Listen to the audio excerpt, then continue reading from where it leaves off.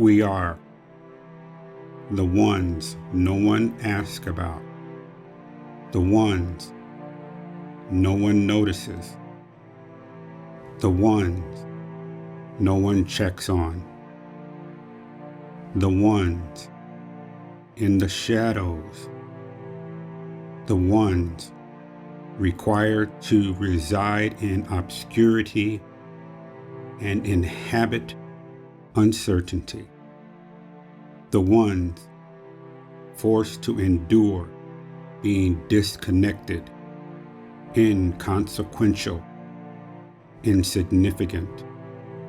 We are the ones no one asks, "Are you okay? Do you need to talk?" However, we are the ones who are asked, "How could you not know? How could you not suspect? How come you didn't protect me, save me?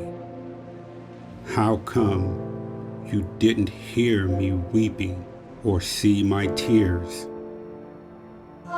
We are the ones who are told, "It didn't happen to you. You can't talk about it, ever."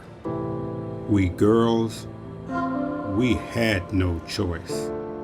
But you boys, you chose to carry that burden. There are no books written about our emotional struggles, our torment, our pain, our suffering, our shame. Because, after all, why would we be suffering? We are the ones whose emotions are disposable. We are the ones whose feelings don't matter. We are the ones without interviews in magazines or appearances on talk shows. We are the ones who have no movies or miniseries about our nightmares. We are the ones without a support group or even a one-step program. The very nature of our gender, regardless of our age or lack of knowledge, means we are the problem. Proximity through gender-specific scrutiny means we are often viewed as guilty as the molester, even though we may be unaware of what took place. Without a moment to comprehend, to understand, or to process, we are deemed more guilty than the molester or rapist if we do not immediately attack, strike, or execute upon learning of the attack. We are the ones without family or friend with whom we can share our pain, our guilt. We are the ones society has chosen to leave behind. After the betrayal, we are what is left over. We are simply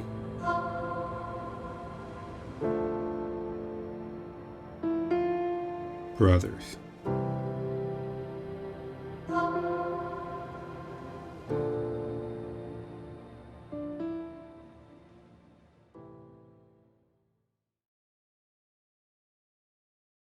We're all in the room. And then Mom says, in this unfeeling way, which was so uncharacteristic of her, and just stood there in this the moo type thing that she always wore. And she says, Henry has been molesting the two oldest. What was your reaction when you heard that? And what was your reaction when you heard that? Because one of the things that, at that point in the book, you girls have already had time to process. You've already known what's been happening to you. You've been dealing with it. Yeah, you've been dealing with it for at least 6 years, from 71 to 77. 77? Was it? Well, the 71. Yeah, we found out in the summer of 77. Yeah. So it's at least 6 years. And so not only are you dealing with it, but you're also processing it. And you've, as Glynn pointed out, you've compartmentalized aspects of it so that you can get through day to day, week to week, month to month, year to year, as you're living and trying to live. All innocence has been stripped away and taken away already. Yeah. In the midst of this booming singing career, which already would have stripped any innocence of any child at that age. So you add that to it. We're about to become ultra stars. And then we hear this. So what ran through your mind? And ask whatever you want to ask. Say whatever you need to say to us. Please. Okay.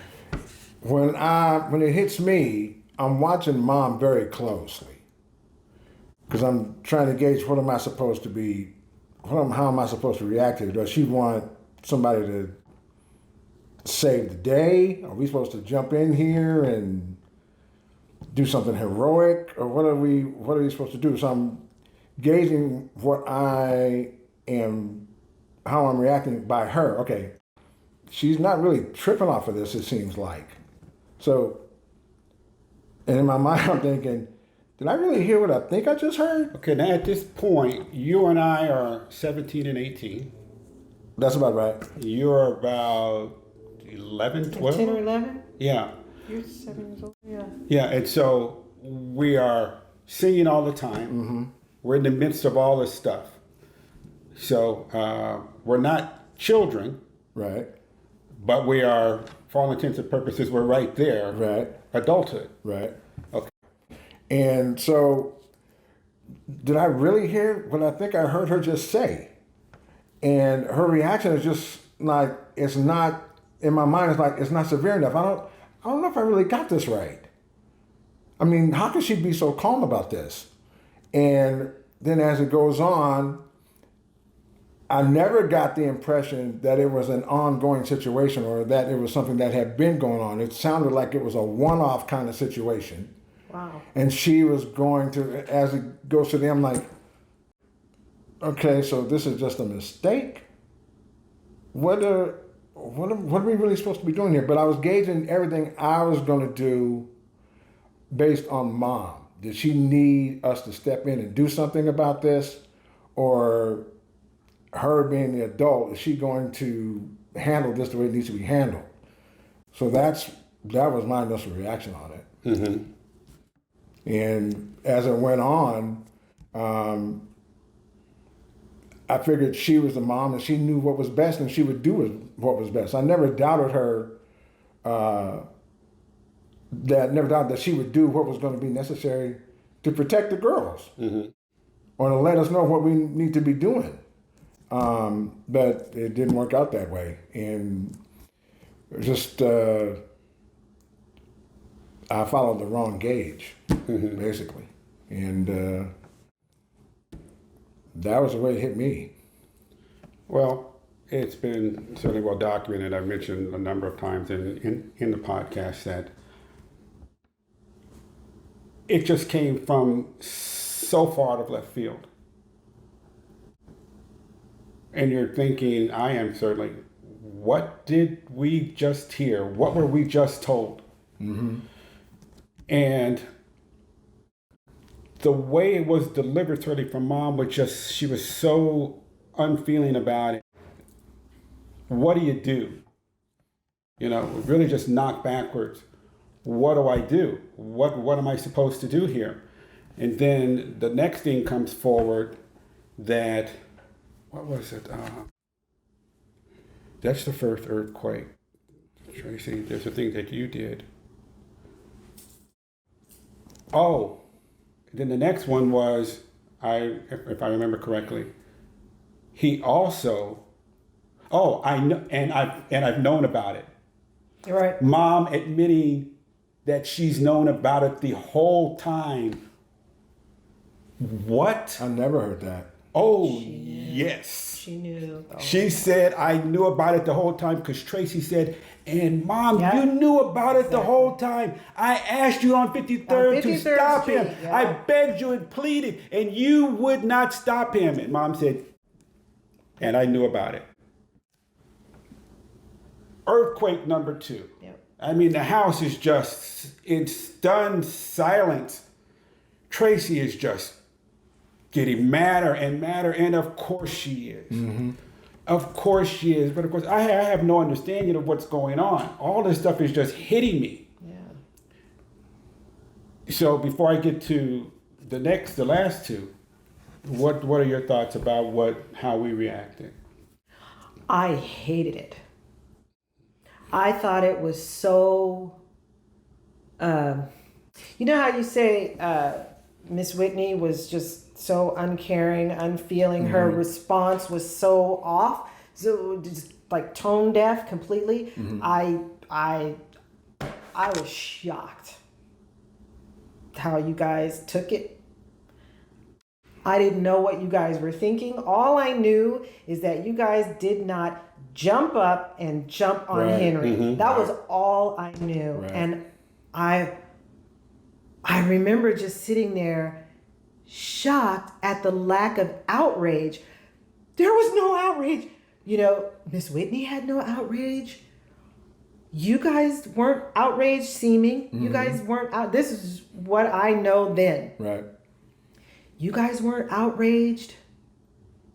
And it was really, even though you describe it as earthquakes, it wasn't an earthquake. I mean, your description was spot on. But while I was sitting there listening to the whole thing, it was an earthquake for you guys. You guys didn't know about it. It wasn't an earthquake for me in that sense. The earthquake for me was just watching the really weird response. And I'm going, are they going to do anything? Are they going to do it? Do they care? Do they even care? Oh my God, they don't care. Look at this. They're not going to do anything. And remember, we used to always do this. Yes. I am just boiling inside. And now I'm just like, they betrayed me. They betrayed all of us girls.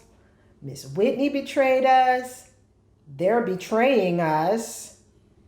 And nothing's happening to Henry. He gets to just sit there, right? Oh, it was torturous. It was torturous. And then I'm looking at you two, and I'm going, well, they're the oldest. You know, I know any minute they're going to get up and they're going to get in Henry's face. So while I'm sitting there in disbelief, I'm still waiting and still hoping. I'm really thinking something's about to, somebody's going to get him. Right, sure. You know, somebody's going to get him. And it didn't happen. And that was the moment that I said to myself, I can't trust them. They will not protect me. They won't protect my sister. They won't protect my other sister. And they won't protect my other sister. We're really out on our own here because Miss Whitney didn't do anything either. Right? And I was like, they betrayed us. And then it was, here's this one, killed me. I don't know if it was at the end of that discussion or maybe, over the next couple of days or even weeks or months. I remember being told not to talk about it anymore. By? Y'all need to get over it. By? Some brother. I don't know which one. Don't know which one. Because I remember saying to one of you four, that why didn't you guys do anything? We got molested. I remember I was really angry. And I was told, why do you keep bringing it up? Stop talking about it. And I was just like, okay, fine, right? Jeez. Fine. I won't.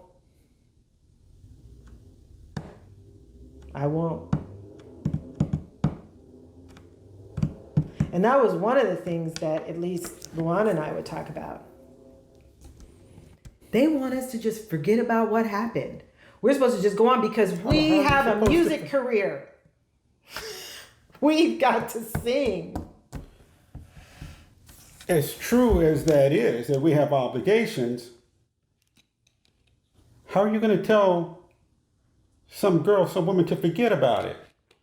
Yeah. And move on. It's like, okay, yes, your babysitter molested you. Just forget about it. Oh, in fact, let me help you. I'm going to send you to the James Brown concert, and I'm going to send you to the Aretha Franklin concert, and then you completely forget about all of that. Forget about what happened. Exactly. I will say this on that. That doesn't sound like me. I don't remember ever telling you anything like that. But if it was me, I am sorry. I don't remember. All right. I don't even remember that at all. Mm-hmm. I remember a good amount about that time. Mm-hmm.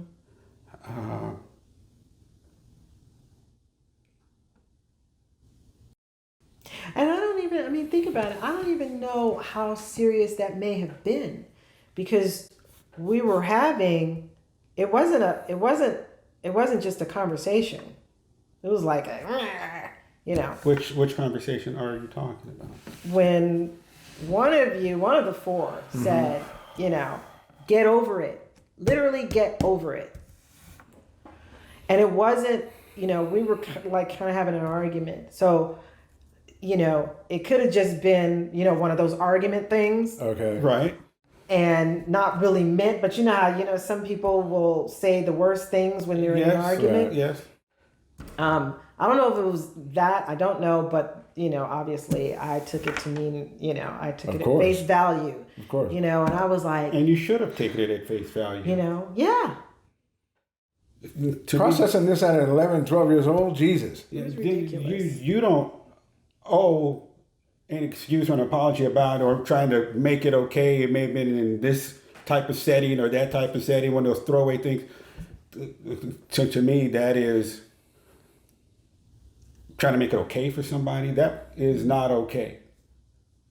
Not at all, because it only created what was already broken even more shattered, and I'm just all over the place. That's why I didn't talk to any of you guys about it anymore. I mean, it literally, I didn't bring it up a single time after that. No, you didn't. I didn't. None of you did. Nope. Because we all we know is that okay. That for the most part, unless it was on a need-to-know basis, we weren't talking. No, nobody was. So at when this all comes out in 12th Avenue, I certainly cannot speak for him, and he'll do his own thing. It was so incredibly shocking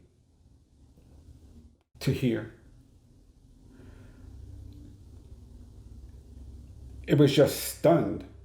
What? And you're waiting. Yeah. Right. All four of you are waiting.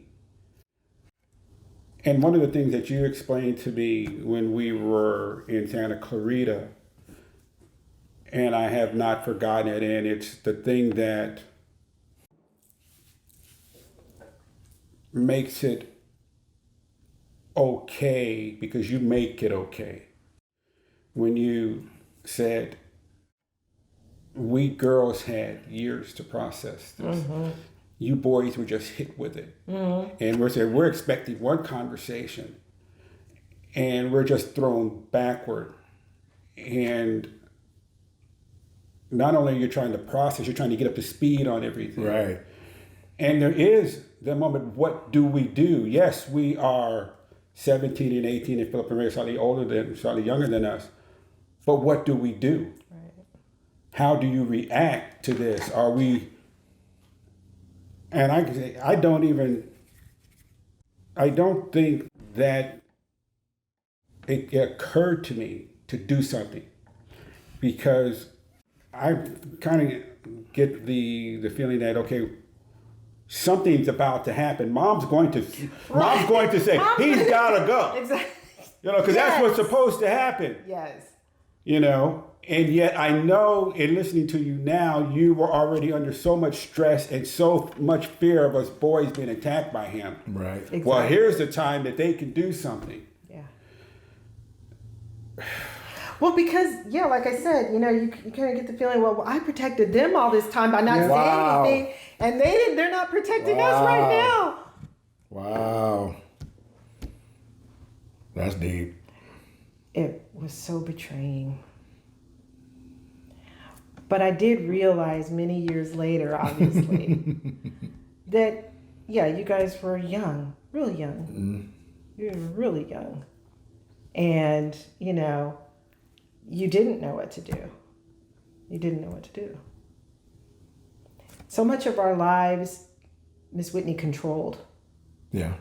There were things we could talk about, things we could not talk about, things we had to do, didn't do, right? Mm-hmm. But she was very controlling because she knew how fragile this whole, you know, thing, this whole ball of wax was, right? Isn't that she knew right? how fragile it was. Isn't that right? If anybody stepped out and said anything, it'll all be exposed.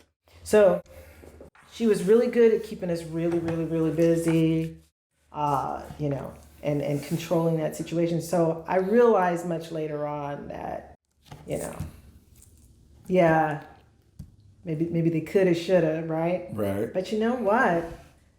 Their lives kind of sucked too. It was really pretty bad for them too. I realized that later. And then you know, of course, my heart softened and it was, you know, it was fine.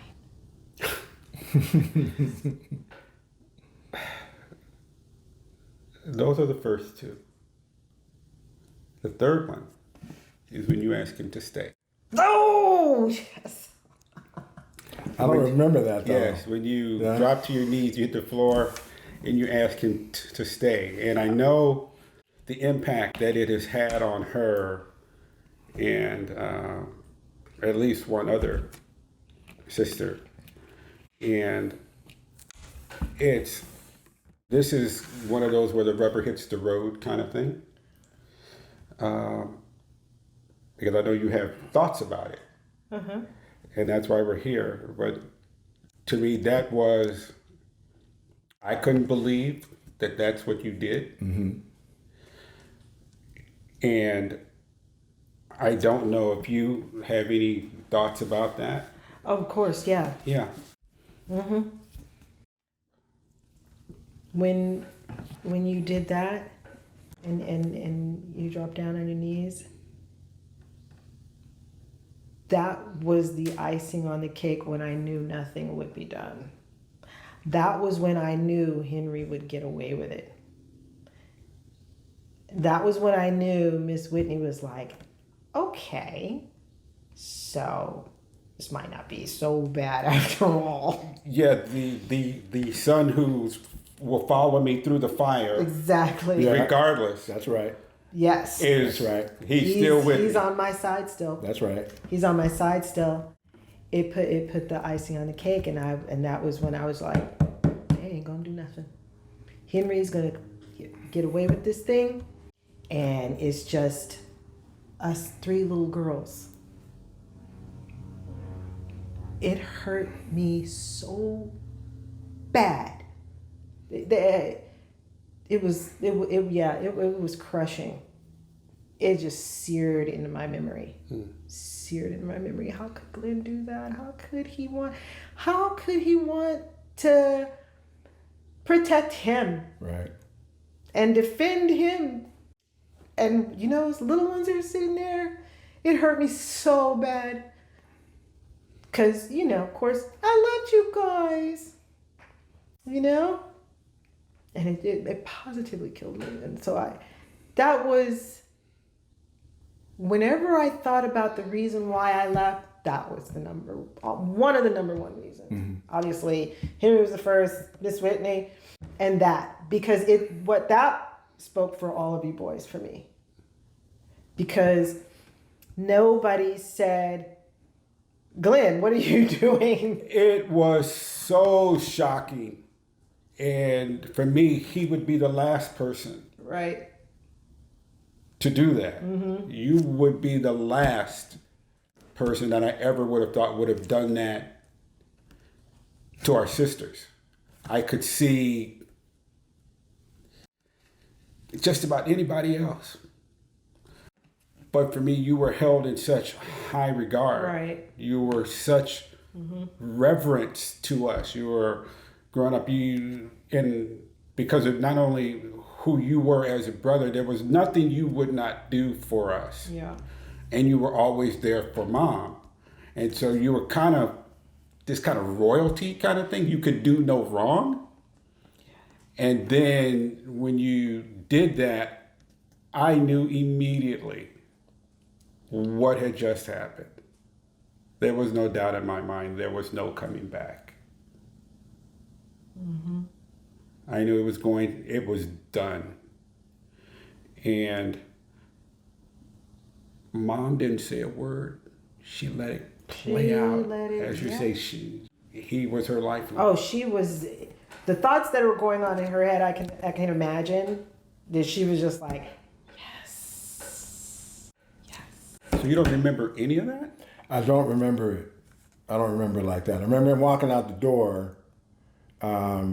Not before he had his fake heart attack. Well, and not before Tracy did her thing and they went upstairs. Yes. Yeah, because Tracy put us boys in a box. That has been the box that had locked me down for 45 years. So we'll get to that one in a second. Did you and your sisters talk about? Oh, yeah.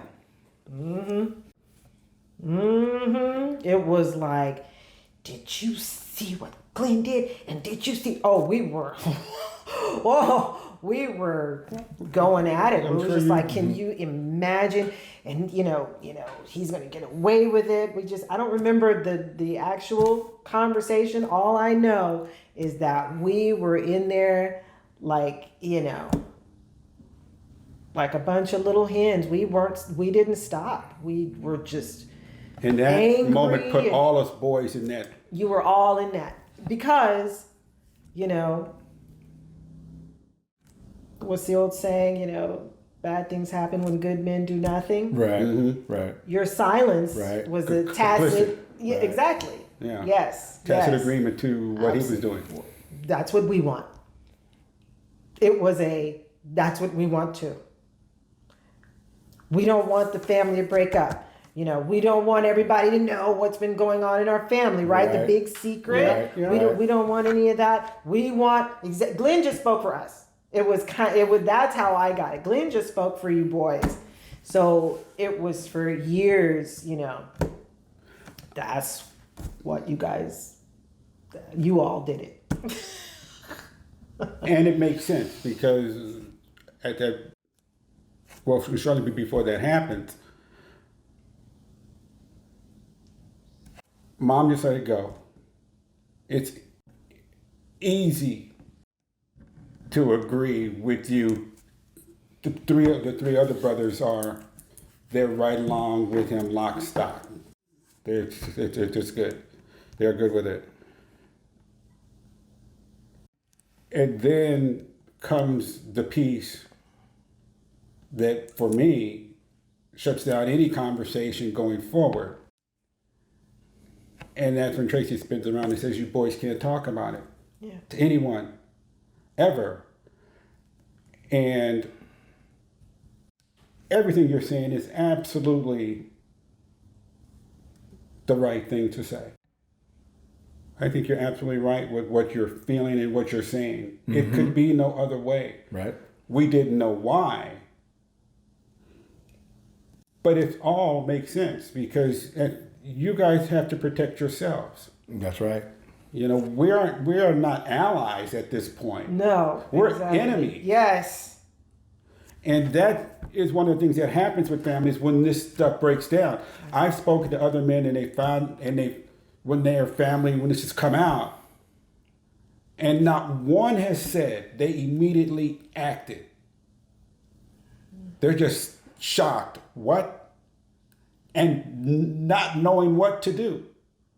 What am I supposed to do with this? How am I supposed to handle this? This might be my father, my mother, this person. It is so shocking that you just freeze. What do? And we're trying to process all this stuff in a matter of like 10 minutes. Right. And then I'm sorry. I'm not going to go any further just yet. I am sorry. You know, I didn't know what to do. Mm-hmm. If I was put back in that same spot today, I probably still wouldn't know what to do. Because I didn't have the advantage of hindsight.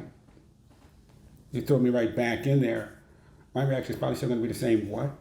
What do you do? How are you supposed to handle this? Because the people you expect were going to handle it, right. She's standing in front of us. Yeah. But that does nothing for you. Right. Your big brothers have not acted. And that's all you cared about. Mm-hmm. To hear how you guys looked at me as the big brother like that,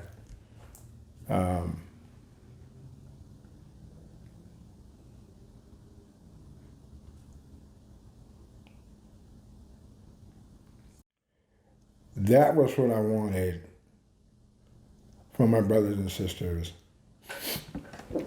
my entire life.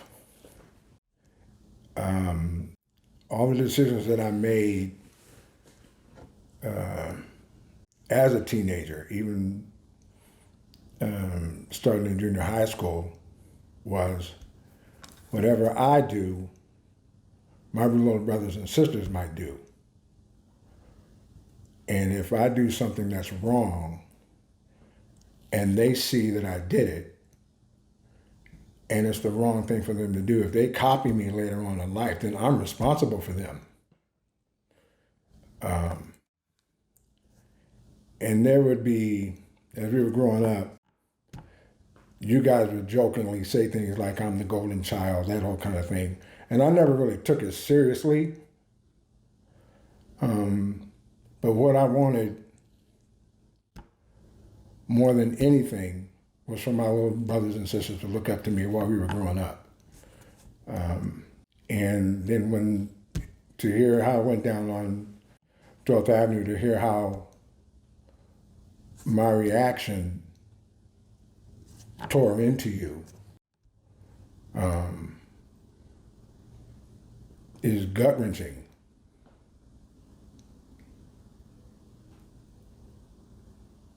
It's very difficult to accept that I am responsible for that pain that you felt at that time when you wanted me to do the exact opposite and you wanted me to protect you and I didn't. And I am very, very sorry.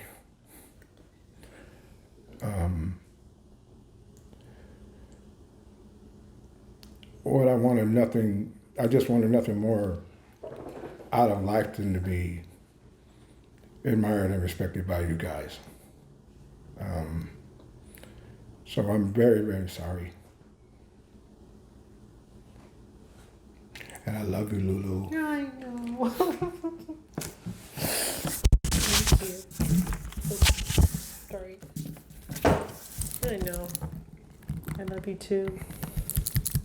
I've missed you all this time.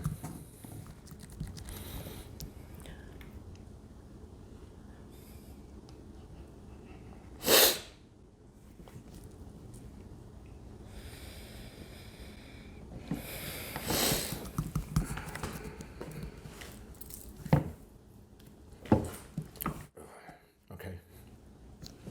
Thank you.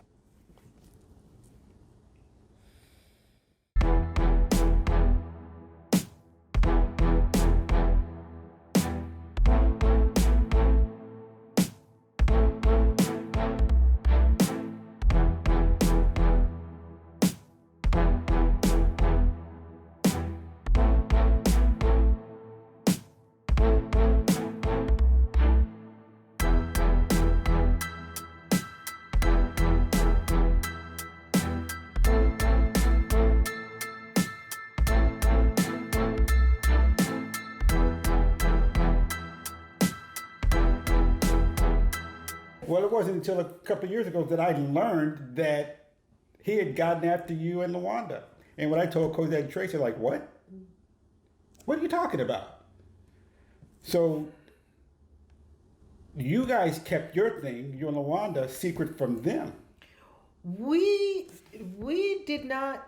Luana and I, yeah, we were definitely our own little, Pod. yeah, our own little pod where we were able to really, talk very freely. Because, I mean, even with Cookie, there still wasn't that full blown, transparency, right? There still wasn't. I was actually afraid to ask Cosette. Mm-hmm. Everything that happened to her because I didn't want to hear it. You were afraid too? Mm-hmm. I didn't want to hear it. And I was afraid to ask her about it. So like I said, there still wasn't that, even though it happened to all four of us Right. and we all kind of knew a little bit, Luana and I, we talked very freely with each other. But there was that separation between us, Cosette and Tracy, when it came to this. And then, so I just thought that, you guys were mad because if the girls got an attitude or if Lou got an attitude, she's off because, that's just how they are, that whole thing. And I was like, they know what happened, right? Right. Well, we know what happened You to... knew what happened to Tracy and Cosette, Yeah, but in we my have mind, not. you guys Right. know what happened to me. Okay. And yet, why are they getting mad at me? Oh, I just, for the longest time, like really for the longest time, up until the point I moved away. It wasn't until Santa Clarita, when you told me, and I was a mess. I was just a mess in your place. I was just, what are you talking about? Mm-hmm. What are you talking about? It couldn't have happened to you guys. Because how could it? There's just no way. But there's no way it could happen to Tracy and Cosette.